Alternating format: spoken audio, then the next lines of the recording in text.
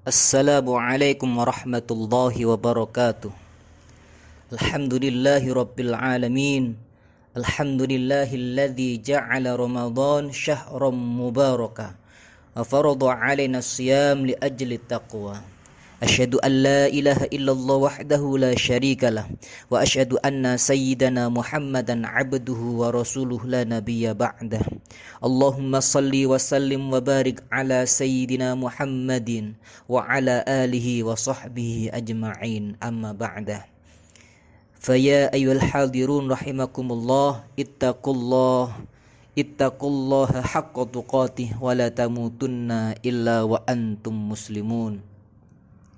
Kama qala Allah Ta'ala fi kitabil karim, a'udzu billahi minasyaitonir rajim.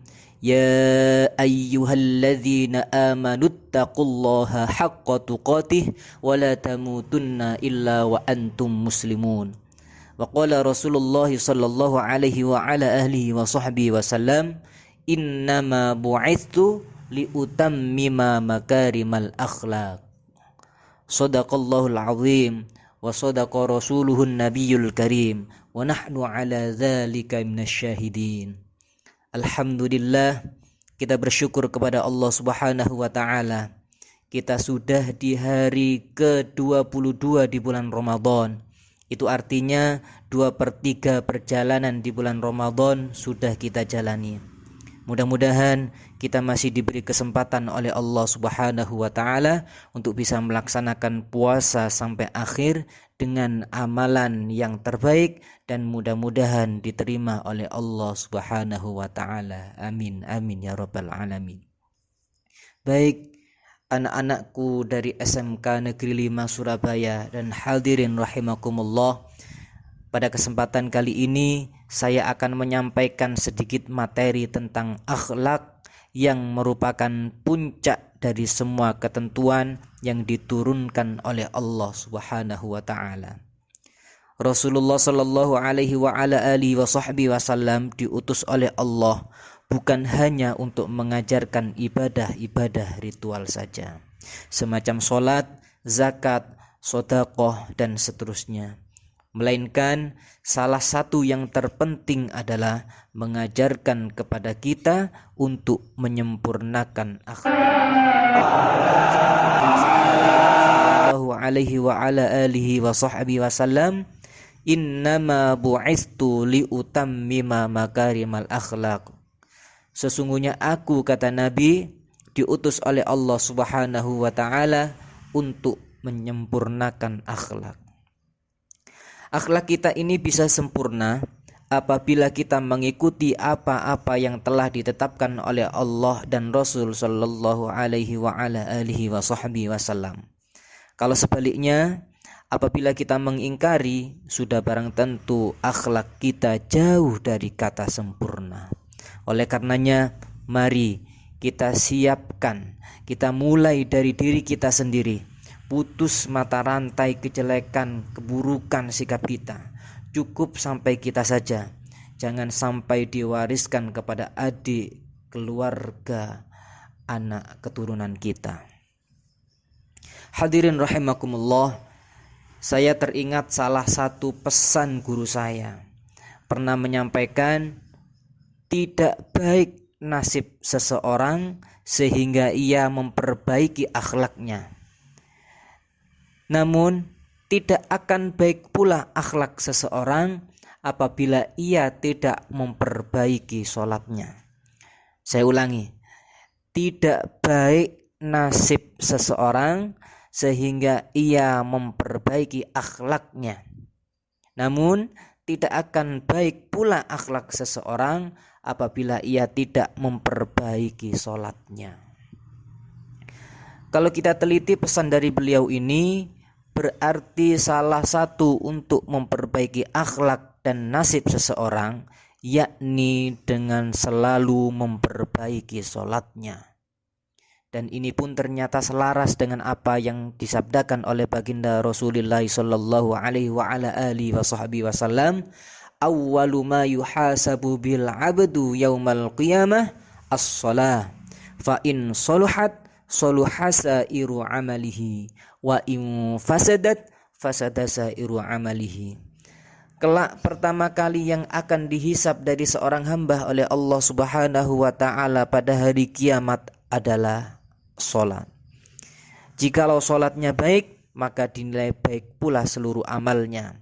Sebaliknya, jikalau salatnya buruk, maka dinilai buruk pula seluruh amalnya. Melihat di sini hadirin rahimakumullah, menunjukkan begitu pentingnya salat. Bukan yang penting salat.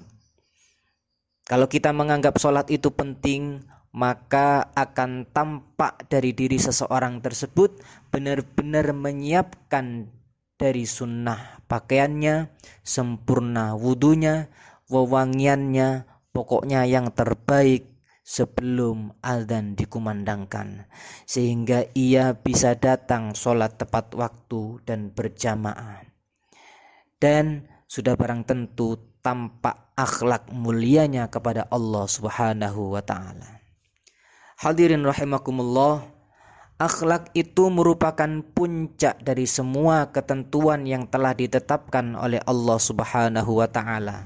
Semuanya, puncaknya ilmu, akhlak, zakat, akhlak, sampai sholat juga akhlak. Saya kasih contoh dari yang terakhir, yakni sholat. Dalilnya, wa aqimis sholah innas sholata tanha 'anil fahsya'i wal munkar. Dirikanlah sholat, karena sesungguhnya sholat bisa mencegah dari perbuatan keji dan mungkar.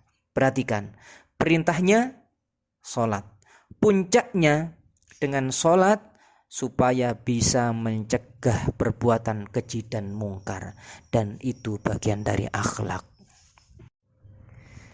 Jadi secara keseluruhan, ketika kalian datang mencari ilmu di sekolah, TPQ, madrasah diniyah, mengikuti kajian rutin di suatu majelis, gabung dengan rohis, kerohanian Islam, ikut PTQ, pembinaan tahfidz Al-Quran, tapi ketika keluar dari majelis yang penuh barokah tersebut tidak membawa akhlak, justru kok malah pandai mencela, berselisih, omongannya buruk, suka bertengkar, berarti ada yang salah pada diri kalian. Apa yang sebenarnya kalian pelajari dalam majelis tersebut kalau ujung-ujungnya kalian malah berperilaku buruk? Padahal baginda Rasul sallallahu alaihi wasallam pernah mencontohkan segala sesuatunya kepada para sahabat diawali dengan akhlak. Dari Anas bin Malik berkata, Rasul sallallahu alaihi wasallam duduk-duduk di masjid dengan para sahabat. Tiba-tiba terlihat datang seorang Arab Badui, lari ke pojok masjid dan buang air kecil di sana. Apa yang terjadi? Tiba-tiba Umar langsung ingin mengeksekusinya, marah. Namun karena ada Nabi, langsung dicegah dan diajari akhlak. Umar, biarkan saja. Tapi Nabi ini kan, dia belum tahu. Yang belum tahu diberitahu, bukan malah dimarahi. Biarkan dia selesaikan dengan hajatnya, siram dengan air bersih, setelah itu beritahu bahwasanya tempat kencing bukan di sini. Masya Allah, indah sekali yang diajarkan oleh Nabi kita, Nabi Muhammad sallallahu alaihi wasallam. Mudah-mudahan kita senantiasa diberi kemudahan oleh Allah untuk selalu dijaga, dipermudah dalam melaksanakan apa-apa yang telah dicontohkan oleh Nabi kita, Nabi Muhammad sallallahu alaihi wasallam. Amin amin ya rabbal alamin. Sedikit itu tadi yang bisa saya sampaikan, mudah-mudahan bermanfaat. Amin. Kita berdoa kepada Allah, mudah-mudahan puasa kita, sholat kita, bacaan Al-Quran kita, dan seluruh amal kebaikan kita di bulan suci Ramadan ini diterima oleh Allah Subhanahu wa ta'ala. Amin amin ya rabbal alamin. Al-Fatihah. Akhirul kalam wal afu minkum. ihdinas siratal mustaqim. Tsummassalamu alaikum warahmatullahi wabarakatuh.